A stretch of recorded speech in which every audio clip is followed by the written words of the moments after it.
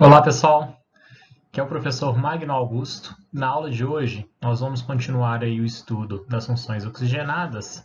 Hoje veremos as funções ácidos carboxílicos, ésteres e éteres. O ácido acético, que é um dos conhecidos ácidos carboxílicos que nós vamos estudar nessa aula, quando ele está aí na concentração de 7%, solução aquosa de 7% de ácido acético, é o nosso conhecido aí vinagre, utilizado bastante aí na culinária como tempero, fazer aquele vinagrete. Outros tipos aí de substâncias que veremos nessa aula são os ésteres, e eles formam grande parte aí das essências aromatizantes que nós conhecemos. E essas essências elas podem ser artificiais ou naturais, como por exemplo a essência de banana, de baunilha, abacaxi, dentre vários outros. Enquanto que os éteres eles são bastante aí utilizados em sínteses orgânicas e também em processos de extração na química orgânica. Antes de começar nossa aula, então, gostaria de pedir para vocês darem um like nesse vídeo, se inscreverem no meu canal e também deixarem sugestões aí para que eu possa melhorar o conteúdo desse vídeo para as próximas aulas. Também ative o sininho do YouTube para que ele avise vocês quando surgirem novos vídeos aqui no meu canal. Então bora lá, pessoal, vamos iniciar a aula de hoje. Então, como eu já estou falando para vocês desde as aulas anteriores, tenham aí uma tabela de grupos funcionais para que vocês consigam identificar as funções orgânicas presentes em determinado tipo de substância orgânica. Hoje, os grupos funcionais que nós trabalharemos será C-OH, que é chamado de carboxila, é o que caracteriza a função orgânica ácido carboxílico. O éster, que é o C-O ligado ao oxigênio no meio da cadeia carbônica. E também o éter, que é um oxigênio entre carbonos, ou seja, um heteroátomo, né? O oxigênio aqui é um heteroátomo nessa cadeia carbônica. Isso aqui é o que caracteriza a função éter. Pessoal, então, quais são os grupos funcionais dessa aula? Da função ácido carboxílico, temos aí o C-OH, que ele pode aparecer nessa forma, mostrando todos os átomos. Com estrutura em bastão, lembra que aqui tem um carbono, bem aqui no meio, né? C-OH. Ou ainda pode aparecer de forma condensada, esse grupo que é chamado de carboxila. Aqui, ó, COOH. Seria esse carbono, esse oxigênio, OH. Beleza? Muito cuidado aí que nas questões podem aparecer nesses três tipos de formas diferentes. Ainda pode aparecer como CO2H, tá? Ainda pode aparecer dessa forma. Enquanto que no éster, como nós vimos então, temos uma carbonila, que é o C-O, ligada ao oxigênio dentro da cadeia carbônica. Enquanto que o grupo do éter já é oxigênio entre carbonos, tá? Ou seja, essa cadeia ela é heterogênea, no caso do éter e também do éster, né? Começando a falar então um pouco sobre os ácidos carboxílicos, como que seria o processo de nomenclatura dos ácidos carboxílicos? Começa com a palavra ácido, prefixo que é o número de carbonos, que está em preto, azul, tipo de ligação, se é simples, dupla ou tripla entre carbonos, e o sufixo, que é o que caracteriza cada função orgânica. No caso do ácido carboxílico, eles vão terminar em oico, tá? Por exemplo, aqui nós temos um exemplo de ácido carboxílico. Aqui, ó, ele tem o grupo carboxila, né? C-OOH. Como ele tem apenas um carbono, ácido, met, que é de um carbono, só tem um carbono, né? Então, aí termina em oico. Juntando tudo, ácido metanóico. O ácido metanóico, pessoal, ele também é chamado de ácido fórmico, porque ele é produzido aí pelas formigas. Quando ela pica a gente, ela libera ácido fórmico, por isso que arde. E esse mesmo material, o ácido metanóico, ele pode ser sintetizado e utilizado como fixador de corantes, também aí na indústria. Um outro exemplo aqui de ácido carboxílico é o ácido etanóico, o et, porque são dois carbonos, né? Aqui, ó, 1, 2. É um ácido carboxílico, tem o C-OH, nosso grupo carboxila. O ácido etanóico também pode ser chamado de ácido acético.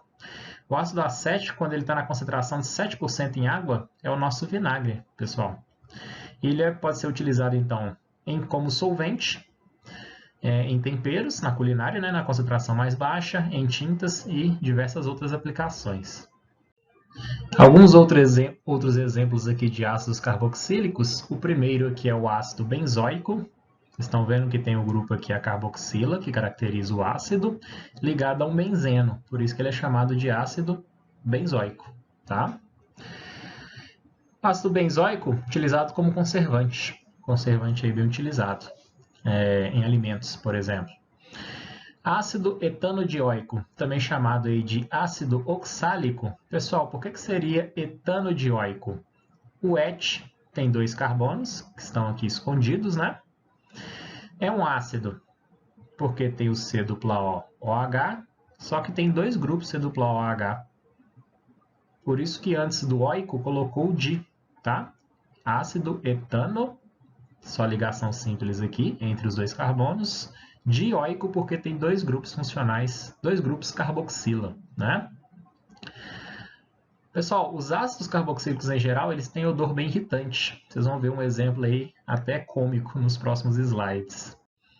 Então, pessoal, ácidos carboxílicos, eles têm odor irritante. Vocês podem ver que o vinagre está na concentração apenas de 7% ali no volume. E mesmo assim, ele tem um cheiro irritante. O ácido acético concentrado, ele faz mal, ele é tóxico. Ele tem um cheiro muito, muito irritante, assim como todos os demais ácidos carboxílicos. Eu pensar o que tem cheiro irritante aí no cotidiano nosso. Cheiro de CC, principalmente, né? CC, às vezes, ele tá tão irritante que pode até arde o olho, né? Se tiver se tiver um CC bem bravo, até arde o olho, até lacrimeja, né? Porque é ácido carboxílico, tá? Tem realmente um odor, um cheiro bem irritante. Outros cheiros irritantes, cheiro de chulé, cheiro de queijo, aqueles queijo com sabor e odor mais forte. Cheiro de queijo no geral também são ácidos carboxílicos. Odores marcantes, mais irritantes, a maior parte deles ruins, tá? Aqueles cheetos que tem um cheiro forte pra caramba, também provavelmente tem um ácido carboxílico ali. Aqui eu coloquei para vocês a questão das axilas. Vejam, existe aqui a química das axilas. O que seria a química das axilas, pessoal? Por que a gente dá CC no sovaco? Olha lá, ó, sovaco, as axilas, né? Na região das axilas, pessoal, existem cerca de 100 trilhões de bactérias. 100 trilhões de bactérias. Vocês veem que vocês não estão sozinhos, né? Quando vocês pensam que estão sozinhos, você não está sozinho. Existem em torno de 100 trilhões de bactérias vivendo só nas suas axilas, vejam só. E elas convertem as substâncias que estão presentes no suor em ácidos carboxílicos. Então, se formam vários tipos de ácidos. Por exemplo, ácido isovalérico, ele é um tipo de ácido que tem o cheiro aí de chulé, né? O suor do pé pode ser convertido nesse ácido isovalérico, dando aquele cheirão de chulé. Ácido propiônico tem um cheiro característico de queijo. Outros. Ácido 3-metil-2-hexenóico. Esse aqui o nome dele é... Por que será que é 3-metil? Vamos ver. Vamos numerar a partir do grupo funcional. 2, 3, 4, 5, 6. Por isso que é o hex. Tem uma dupla, né, pessoal? O metil está na posição 3.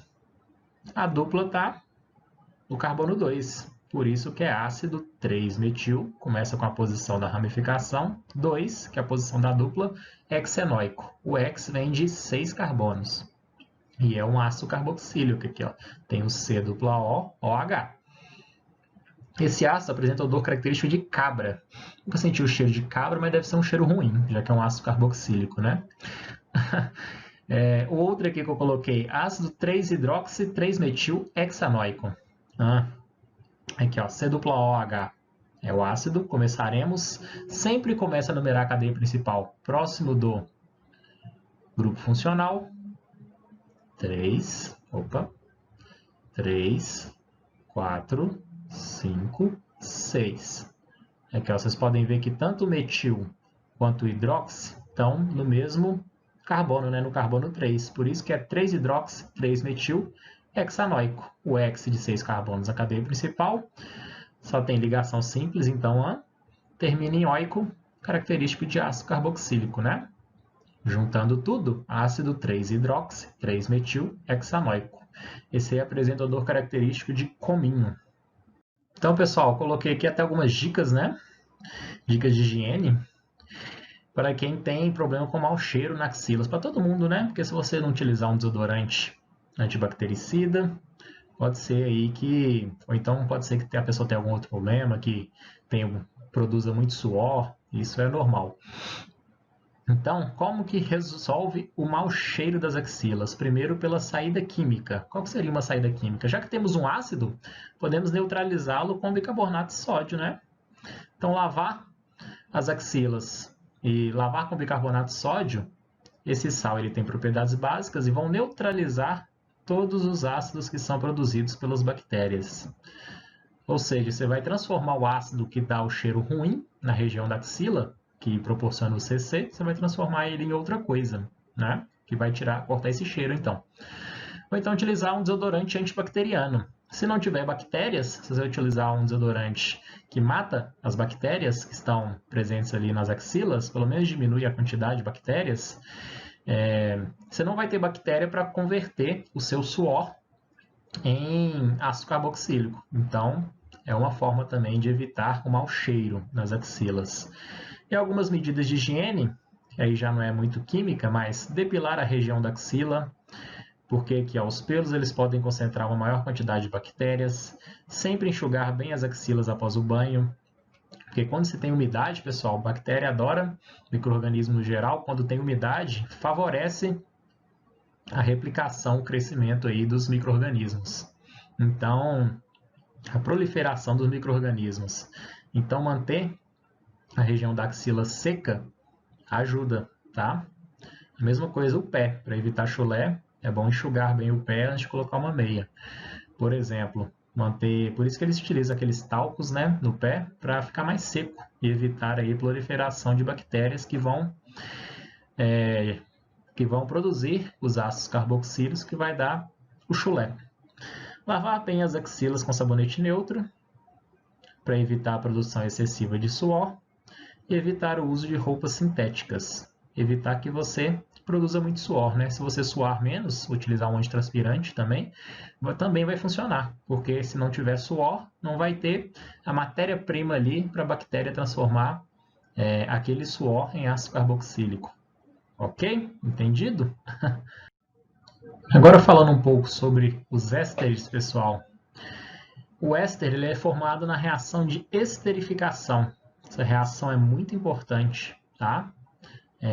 Gravem aí esse tipo de reação, que é uma reação clássica aí na química orgânica, a reação de produção dos ésteres.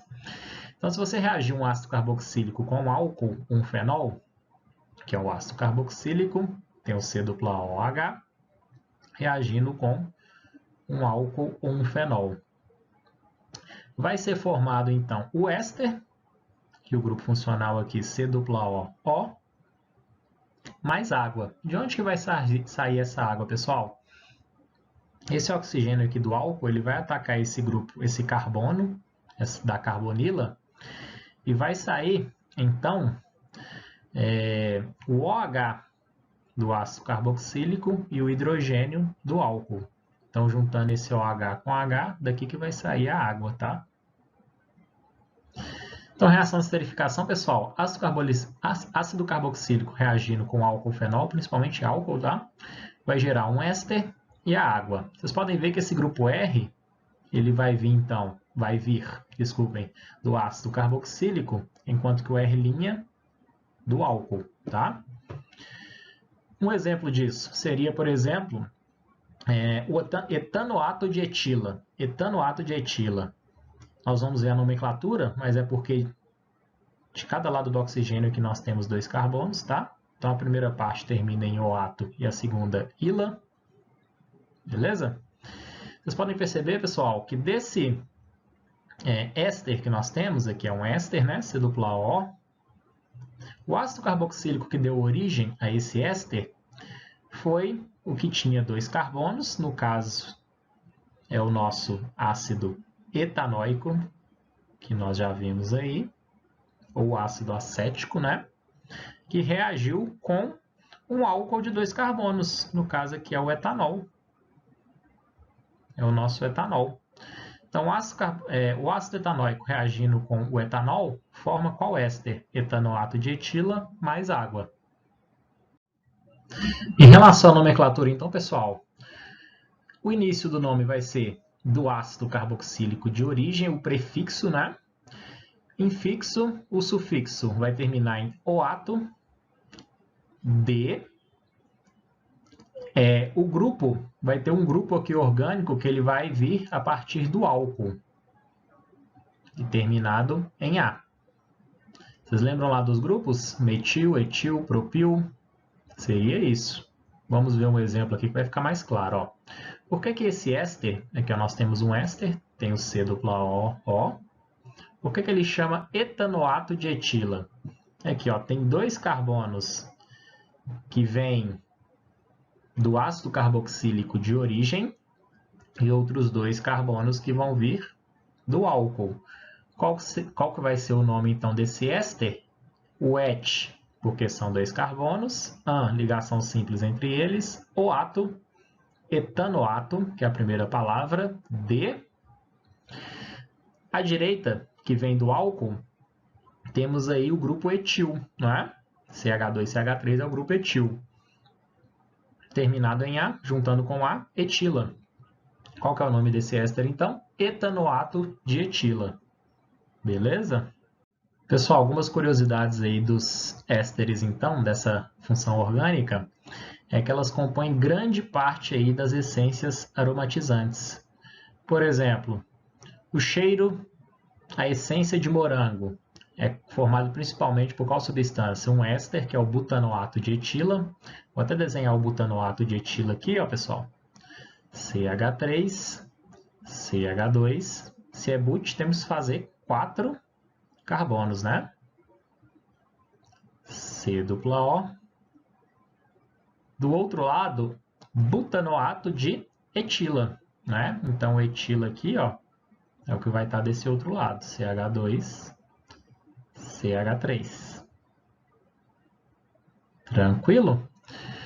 Butanoato de etila, pessoal. Então, esse éster, ele foi produzido numa reação de esterificação, pode ser produzido numa reação de esterificação a partir do ácido butanóico reagindo com o etanol, ok?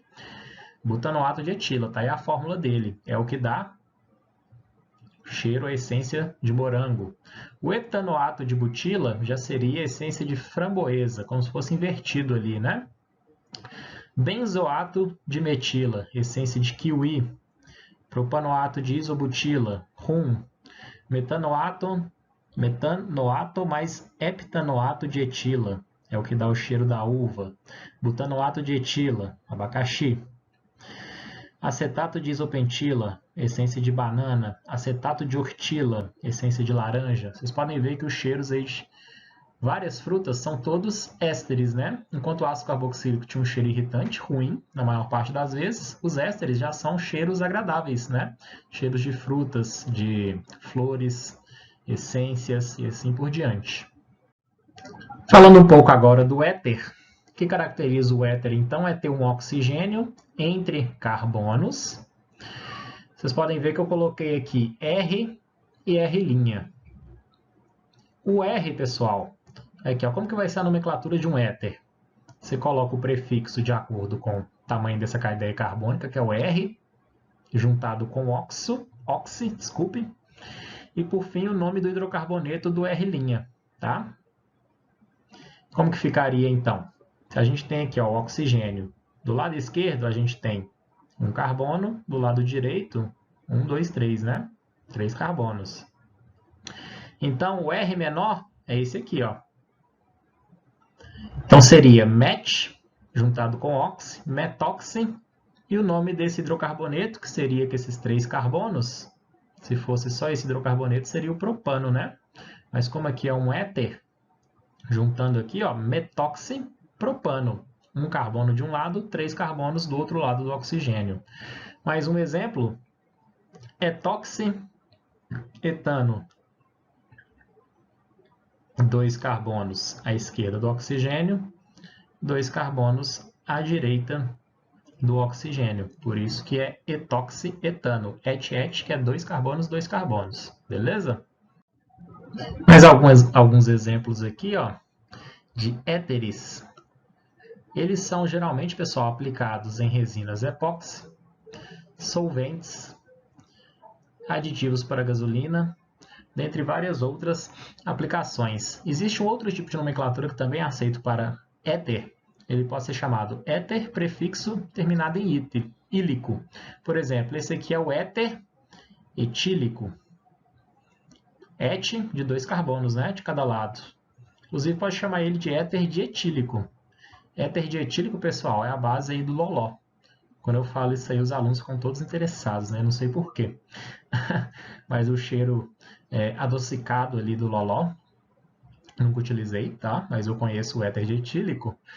Ele tem esse cheiro aí cheiro mais refrescante, né? Mais adocicado.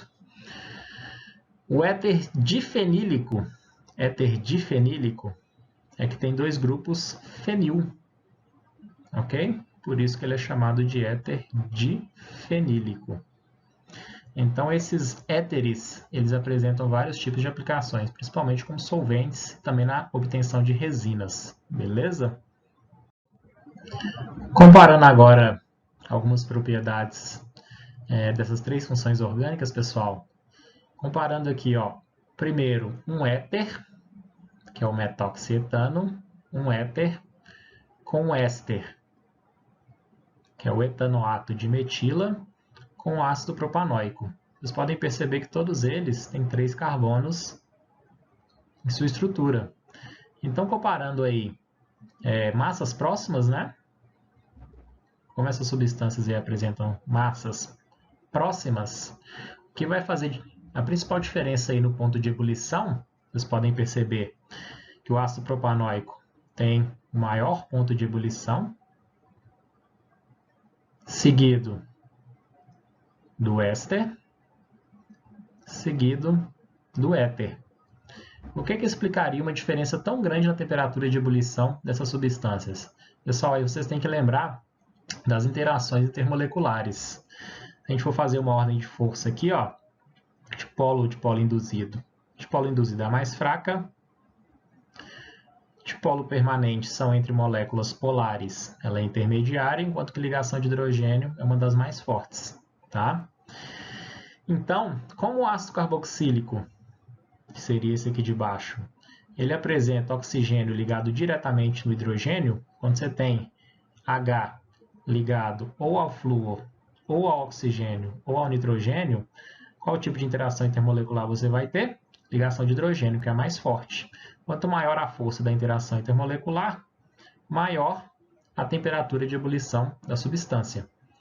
Então, aqui, ó, o ácido carboxílico tem a interação mais forte, que é a ligação de hidrogênio, maior temperatura, 141,2, seguido do éster, que tem a interação intermolecular de dipolo permanente, que vocês podem ver aqui que no oxigênio você vai ter um dipolo aqui, nesses 2 oxigênios, ou seja, essa molécula ela é polar, né?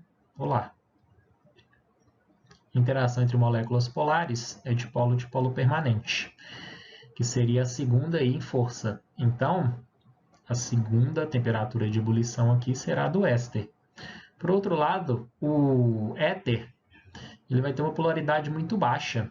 Aqui vai cancelar desses 2 oxigênios, ele é praticamente quase que apolar. Dessa forma, ele vai interagir com interações de dipolo induzido, que seria a mais fraca dessas 3. Por isso, ele tem a menor temperatura de ebulição. Ok? Fazendo algumas questões aqui do Enem. O ácido acetil salicílico é um analgésico que pode ser obtido pela reação de esterificação do ácido salicílico. Quando armazenado em condições de elevadas temperaturas e umidade, ocorrem mudanças físicas e químicas em sua estrutura, gerando um odor característico. A figura falou de odor característico, né, pessoal? Vocês já lembram lá do ácido carboxílico, né? A figura representa a fórmula estrutural do ácido acetil salicílico. Esse odor é provocado pela liberação de... Então, está falando que em elevadas temperaturas e umidade, o que vai acontecer? Se você tem apenas o ácido acetil salicílico, ele vai se decompor em outras substâncias. Vocês podem perceber que se ele decompor essa parte aqui, ó, essa parte soltar,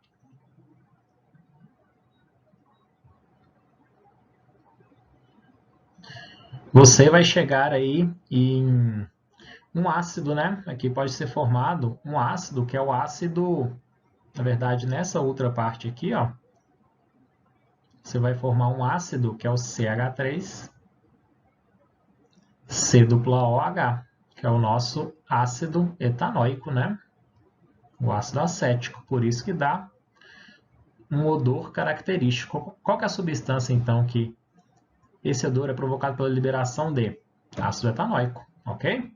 Vocês podem perceber aí que o único ácido que tem nas alternativas também seria o ácido etanóico, beleza? Que vai ser obtido a partir da decomposição do ácido acetil salicílico em elevadas temperaturas e umidade.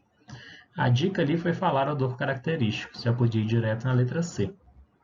Mais uma questão, falando, a curcumina, substância encontrada no pó amarelo alaranjado extraído da raiz da curcuma ou açafrão da Índia, curcuma longa, aparentemente pode ajudar a combater vários tipos de câncer, como o de Parkinson e o de Alzheimer, e até mesmo retardar o envelhecimento.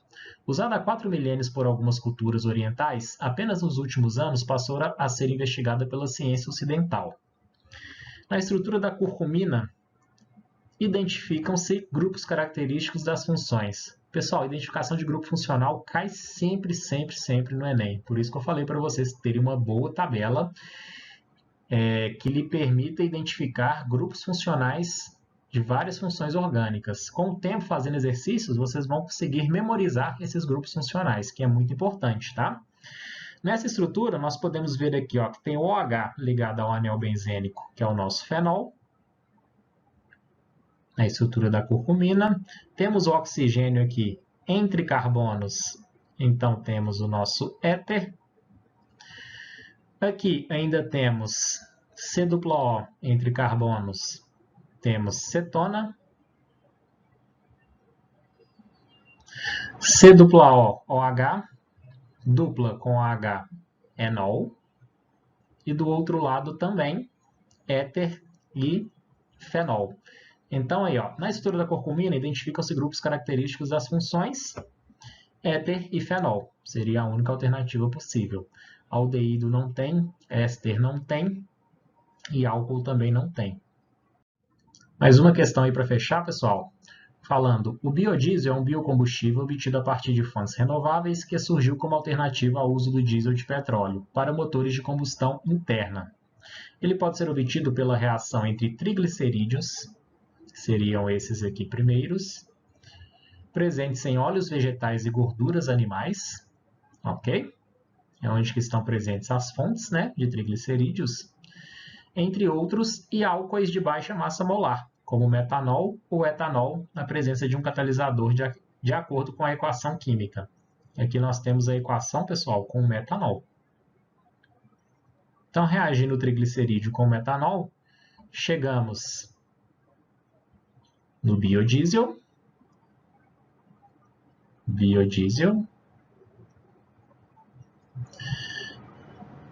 E aqui é a nossa glicerina, né? Glicerol.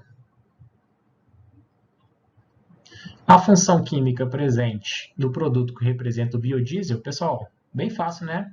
Qual que é a função orgânica que tem aqui? C-O, nós acabamos de ver que se trata do éster.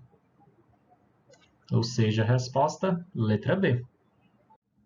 Como atividades dessa aula, então, gostaria que vocês fizessem os exercícios da semana 3 do PET volume 3. Também quantos exercícios acharem melhor da lista de exercícios funções oxigenadas, que eu vou enviar aí para vocês que são meus alunos.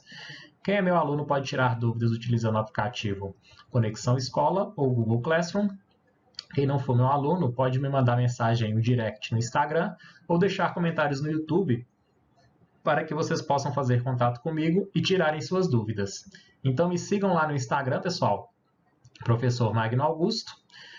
E é isso, espero que tenham gostado dessa aula.